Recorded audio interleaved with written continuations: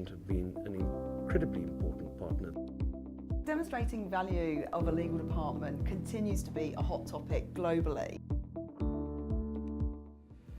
The process that we've been through all started in 2010 when the group decided to combine all of its legal functions in South Africa into a single function. Now, at that time we had 5 operating functions, legal functions, all with their own distinct character and personality, which are developed within the businesses. And 2 of those businesses were listed businesses, fairly major listed businesses, and the remaining 3 were fairly large in-house legal functions. So the challenge was to try and find a way to bring all of this together as a coherent service offering, which now, instead of being offered to the individual businesses, was being offered collectively to all the businesses, almost an internal service provider.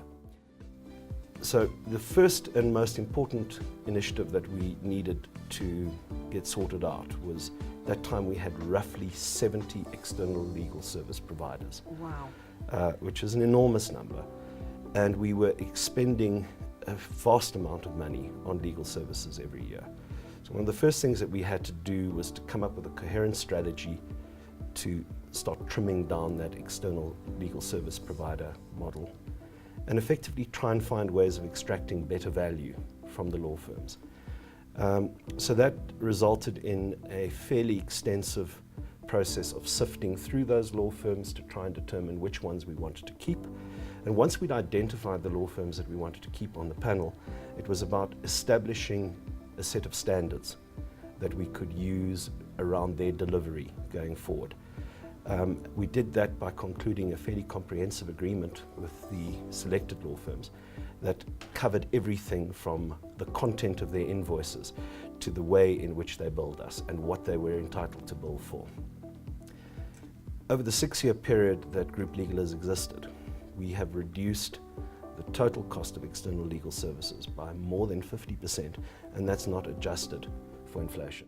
It's often the case that in-house legal functions tend to think that the sweet spot is sorting out the external law firms.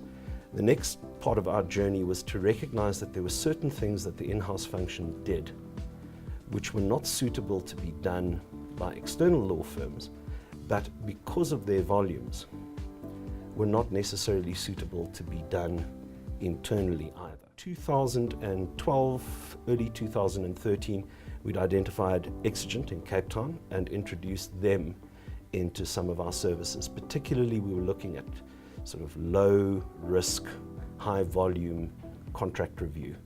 And that was an enormous success almost immediately. We were able to cut down the processing time on those agreements from in excess of 3 weeks to somewhere in the region of 3 days, which is a remarkable achievement. If we measured that in terms of the cost differentials between doing it in-house, doing it through external law firms and doing it through the LPO, the benefits are absolutely enormous. So that was the second great success that we managed to get under our belt. And in those early days, Kevin, what would you say were the sort of key success factors of that engagement? I think ultimately, I'm going to answer your question in an odd sort of way, but I think that we assembled here a team who are willing to think out of the box. We've essentially assembled a team who are open to change, who are open to providing services in a fundamentally different way, and that has been one of the great secrets of us. And how did the lawyers respond to that? Were they receptive to actually being trained to change? You know, like with any kind of effort of this nature, initially there was an enormous amount of skepticism. And, you know, why are you wasting our time? I've got an agreement to draft. But you know, over time it began to realize the benefits. And I think it's actually been quite a valuable contract staff. Kevin, you talked earlier about the process that you went through with your panel firms. I happen to know that you actually did use a pretty unique strategy with them, and I'd love for you to share with us the carrot and stick story. All right, well, I think, you know, what's probably quite important is to emphasize that once we'd made the selection of the core panel, it was a lot more carrot and a lot less stick. Obviously, the most important bit of stick was to take out a very significant portion of those 70 legal service providers, and I don't think that they think very fondly of us. But for those who remained, I think the important starting point there was that by concentrating your spend on a smaller pool of firms, you create more value for them to participate in. And that makes them a lot more open to talk about doing things in a different way. So essentially what we wanted to do is we wanted to give law firms the assurance that we would be a continued source of very, very good revenue for them, whilst at the same time encouraging them to change some of their practices to be more supportive of what we were hoping to achieve. That's the key of the carrot and the stick. Having said that, another principle that we emphasized very early on is we kind of recognized from our own experiences being external lawyers, most of us came from an external law firm background, that when corporates start chasing reductions based on a percentage discount on an hourly rate, all you're effectively doing is you're stealing from the partners inside of that law firm's ability to demonstrate that they are achieving their budget. So we thought about that a little bit and said, look, we don't want to take away from the partners who are delivering services to us. What we'd rather like to do is to exchange that percentage discount in an hourly rate for a rebate from the entire firm. And that made quite a big difference, because from the external law firm partner perspective, the revenues that they receive from providing services to ourselves continued to remain in their fee book. It was the corporate who was providing a rebate based on the volume or the value of work that we contracted them to do. I think that also made quite a big difference. So at one stage we took off invoices for a period of 2 years. We sent them to an external party and asked them to analyze them so that we could get an understanding of where our costs were being incurred. At that stage we were still overwhelmingly hourly rate based. In that process we determined that roughly 22% of what we were being billed for related to discussions between partners within the same firm. Now, that's not something that would emerge simply from looking at an invoice. So what we did is we set out a set of rules around invoicing, what can be billed for, what can't be billed for. We even went so far as to specify how we would like the invoice to look. And in that process, we were able to achieve even further cost efficiencies. That immediately led to the next stage of looking at how we engage with external law firms and saying to them, okay guys, let's try and analyze this work that you're doing for us. Let's understand whether the level of expertise is required for every single stage of a particular piece of work that you're doing for us. And I mean, obviously, the immediately targeted elements would be the due diligence and data room portions of an M&A transaction, or the discovery portion of a litigation process.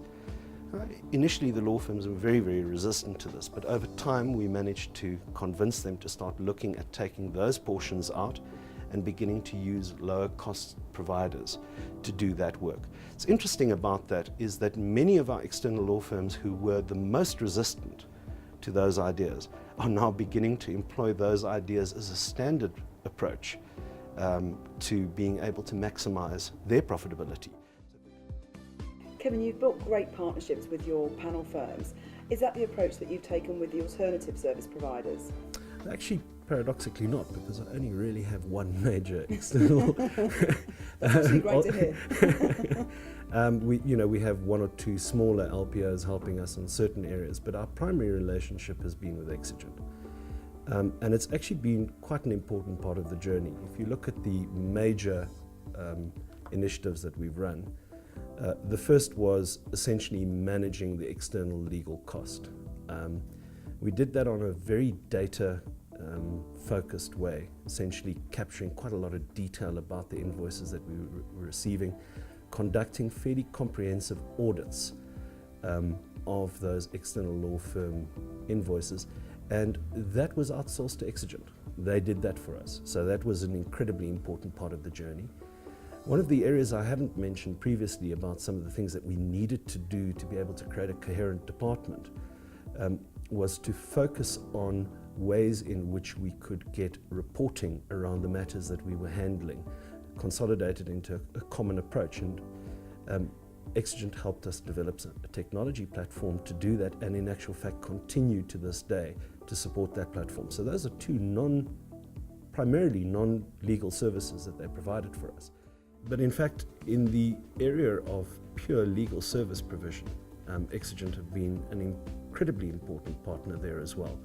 So as I may have mentioned earlier, one of the first areas that we looked at trying to manage our internal workload was to try and get the high volume, low risk contracting work into a slightly different delivery context. What we did there is we developed a number of playbooks, created templates, and essentially partnered with Exigent to build a model whereby our external or our internal client was able to send a completed template directly to Exigent, who then reviewed the documents in accordance with the playbook, made recommendations to us, and as I may have mentioned previously, we probably reduced the turnaround time for that type of work drastically. So that was a very important win. And you know, the gain there is that you have a happy client, and your client is saying, this used to take us weeks, we're getting it in 3 days, what's happened? Answer is Exigent. As we've moved along that particular path, we've now started using Exigent in the area of data room assembly around some of the disposals that we're currently undertaking to incredibly good effect. And there again, I'm quite convinced that the cost cost saving will be quantifiable and will be quite significant. I think that the fundamental message about our experience of working with Exigent is that it has been a key partnership in our delivery. We had experimented with other LPOs in India, and it wasn't a very happy experience. So I think sometimes people tend to think that legal process outsourcing is much of a muchness. It's really about finding the right partner who has an alignment with what you're trying to achieve and who can deliver against those expectations. It's been a good journey together. And Kevin, would you say that it's been, would you describe it much more as an evolution as opposed to a revolution? I think, look, introducing the very concept of LPO into any legal organization is always revolutionary. But the way in which we've approached the development of the relationship has been very evolutionary. It's been steady and progressive. In the early stages, they had to share with us the reluctance and the skepticism of our colleagues.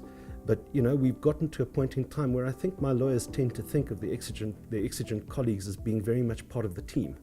And I think that's been quite a significant development. I happen to know that you have a love-hate relationship with technology, but I also do know that you have achieved some efficiencies using such things. So perhaps you can talk to us a little bit about that. Yeah, I suppose you can characterize it as a love-hate relationship. I think the difficulty is that when you are embarking upon a change process in an environment which is generally resistant to change, I think the worst thing that any service provider can do is to come in and say, I have a technology solution to the problem. People just don't believe that. And certainly some of my initial experiences with LPO tended to get wrapped up in a discussion about let's build the technology, or let's sell you this particular license and it's going to resolve the issue. It was in fact something that we discussed very early on with Exigent and said to them, look, please don't do that, because it's actually not going to help your cause. It's better to have the technology sitting behind the interface, making certain that you're able to deliver on your obligations, than to try and present it to lawyers who generally are averse to change. And by the way, I hope I don't offend any of your other customers, but lawyers do tend to be techno-peasants to a large degree. So you really do want to try and avoid overdoing the technology part. But having said that, I mean, I think we have been able to deploy technology very effectively, particularly in those areas which are pretty much sort of lower skill areas with high volumes. So, you know, anything ranging from those contracts that we've spoken about previously, being able to process them, but also the sort of invoice processing and the other support functions which are actually critical to a department of this size. So technology has served us very, very well.